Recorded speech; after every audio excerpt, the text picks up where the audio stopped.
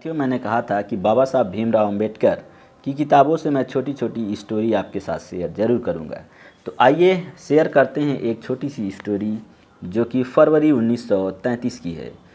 England के guardian दैनिक पत्र के संवाददाता और अमेरिका के न्यूयॉर्क टाइम्स समाचार पत्र के संवाददाता और उनकी प्रतिनिधि जो है भारतीय नेताओं से भेंट करने के उद्देश्य से भारत आए हुए थे।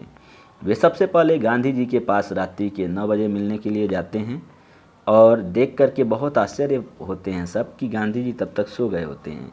उसके बाद वे लोग जो है वहाँ से आगे बढ़ते हैं और नेहरू जी से मिलने के लिए जाते हैं और सेम कंडीशन में पाते हैं कि नेहरू जी भी तब तक सो चुके होते हैं। अब वे सब मिस्टर जिन्ना जो कि मुस्लिमों के अगड़ी नेता थे उनके पास गए तो उस समय तक वह भी सो गए थे। दोनों जो पत्रकार और उनके संवाददाता हैं वे सब जो है बहुत ही हताश और निराश महसूस करते हैं और अंत में वे सब बाबा साहब के पास बहुत रात के होने के बाद राजगिरी पहुंचते हैं।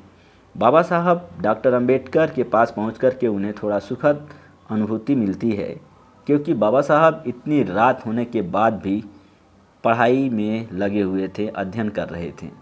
उन्होंने बाबा साहब से पूछा, बाबा साहब बहुत ही आश्चर्य की बात है, देश के अन्य जितने भी महान नेता गांधी जी, नेहरू और जिन्ना हैं वे सब लगभग 9 बजे के आसपास सो गए हैं, जबकि आप आधी रात होने के बाद भी जगे हुए हैं और बहुत ही लगन के साथ पढ़ाई कर रहे हैं, अध्ययन कर रहे हैं। इतनी समय गुजर जाने के बाद भी कहीं ऐसा तो नहीं कि आप हमारी खातिर जागे हुए हैं ताकि आप हमें इंटरव्यू दे सकें। तो साथियों, ये बात सुनने के बाद बाबा साहब तुरंत ही उन पत्रकारों को जवाब देते हैं, पलट करके बोलते हैं, बहुत ही गहरी बात बोलते हैं, ध्यान से सुनिएगा। गांधी, नेहरू और जिन्ना इसलिए आराम से सोए हुए हैं क्योंकि उनकी समाज जगी हुई है। गांधी, नेहरू और जिन्ना इसलिए आराम से सोए हुए हैं क्योंकि उनकी समाज जगी हुई है। मैं आधी रात में भी इसलिए पढ़ रहा हूँ, इसलिए जगा हूँ क्योंकि मेरा समाज सोया हुआ है। मेरा समाज आज भी अनभिज्ञ है। मेरा समाज आज भी रूढ़िवादी अंधविश्वास और पाखंड में लिप्त है।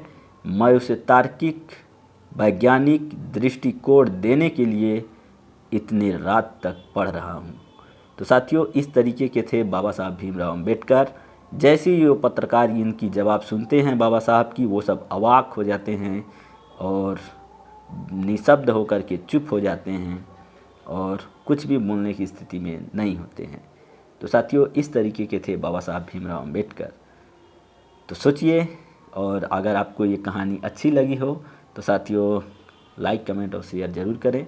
साथ ही साथ चैनल को सब्सक्राइब करें और भी मैं इस तरीके की कहानी आपके साथ शेयर करूँगा। Thank you for watching this video.